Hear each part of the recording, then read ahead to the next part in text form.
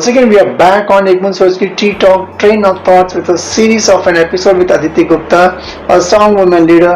We have seen an interesting journey right from childhood till now. It's more inspiration and kind of an insights what we get from target or audience is amazing.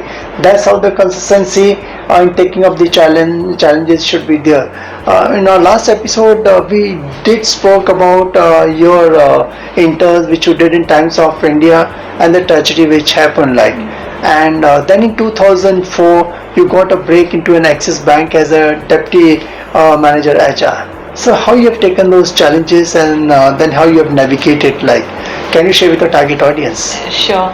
So I was again lucky in terms of, like I said before, in earlier episodes, I always wanted to be in a banking industry. And you got it. And I got it. Yeah. So I was the happiest at that point of time. I wasn't aware about the role, but when I got to know that, okay, I'm joining a human resource department, I was extremely happy because I felt, it is, people's department.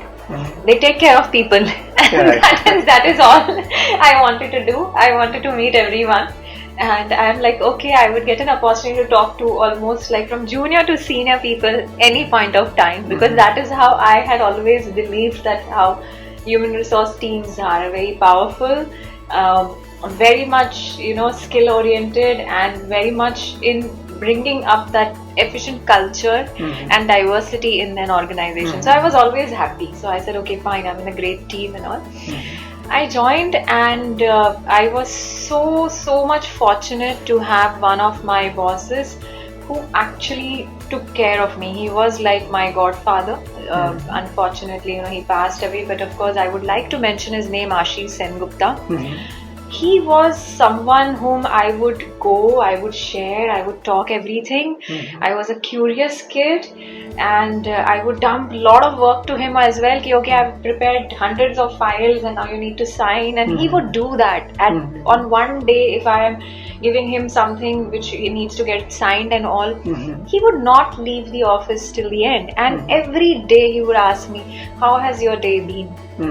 So that one element at the end of the day, asking yourself how my day has been till date very crucial while I sleep, lie down, how was my day? That becomes very important. That feeling of how it went and how it motivates you is very important. And he understood what potential was in me.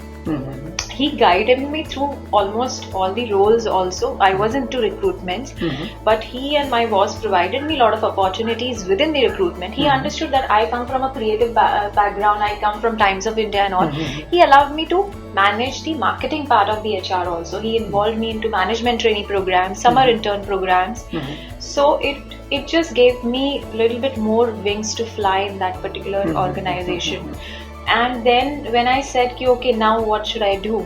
Then he said, wait, you are getting promoted and everything. He was taking care as if some mentor would, establish that foundation for a person who is just beginning the career. And then he was the one who said, I have identified one team which you fit very well. And that is when he was the first one to push me towards the marketing and branding strategy team over there. It was only because of him where he actually identified which is the most suitable, your talent, which are there. Yes, which is the most suitable role that I would get into. And then he just said, you just go for it, and it is something where they have an opportunity and you extremely fit well over there. And that is where I parted the HR and started my journey in branding and strategy. The team was small. Again, Axis Bank at that point of time has been one of the great organizations till date. Also people value, and the kind of culture that they have built was amazing. Every senior has taken care of the people who have worked with it and mentored. And that is where I began my journey into marketing. A lot of inspiration around. I got to know more about the banking products, more about the financial products, more about the different types of initiatives that bank was taking, whether it was product related, because bank was moving faster and a lot of products were coming in, so we were busy into doing that. Earlier it was called as UTI Bank. When I moved at that point of time, UTI Bank actually changed to Axis Bank, the name. So I was there when the entire transformation happened. The market research, I got to learn about it. How are our target audience? What is their demographics, psychographics? So that was a better and a bigger understanding. Yes.